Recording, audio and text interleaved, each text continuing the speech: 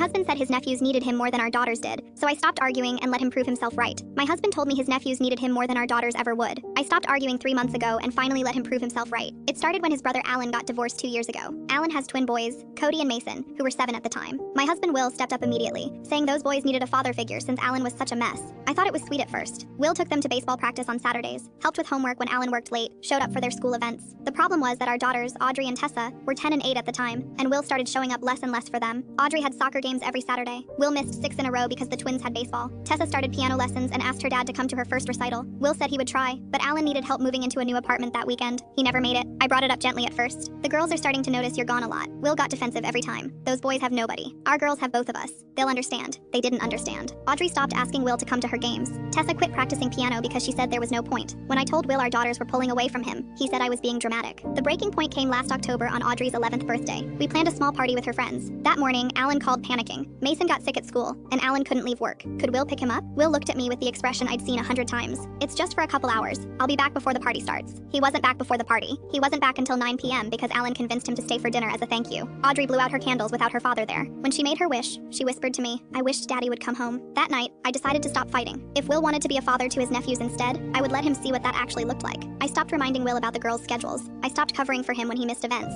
When Audrey asked where Daddy was, I started saying, he's with your cousins. You can ask him why when he gets home. I took the girls on weekend trips, just the 3 of us. I signed them up for Saturday activities and drove them myself. When Will came home to an empty house one Sunday, I simply said, we went to the aquarium. You were at Alan's. The shift was slow but brutal. Audrey and Tessa started treating Will like a roommate. They asked me for permission, told me about their days, showed me their schoolwork. Will would try to engage, and they gave him one-word answers before running off to find me. He finally noticed at Christmas. We were at my parents' house and both girls stayed glued to my side the entire day. When Will suggested they help him build a snowman, Tessa said, no thanks. Mom already said she would make hot chocolate with us. Will looked gutted. Later that night, he cornered me in the kitchen. Why do our daughters act like I'm a stranger to them? I kept my voice calm. Because you chose to be one. You spent 2 years being Cody and Mason's dad while your own daughters sat on the sidelines waiting for scraps of your time. They finally stopped waiting. He tried to argue, but I wasn't finished. Alan's boys have a father. He's just lazy and figured out you would do his job for free. Meanwhile, Audrey and Tessa have one dad, and he's been at his brother's house every single weekend for 2 years. Will went quiet. I watched it hit him all at once. The next week, he told Alan he needed to step back. Alan threw a fit, called Will selfish, and stopped speaking to him entirely. That reaction confirmed everything I suspected. Alan had been using my husband because it was convenient, not because he genuinely needed the help. It took months for the girls to warm up again. Will had to earn back their trust by showing up to every game, every recital, every bedtime story. There were hard moments.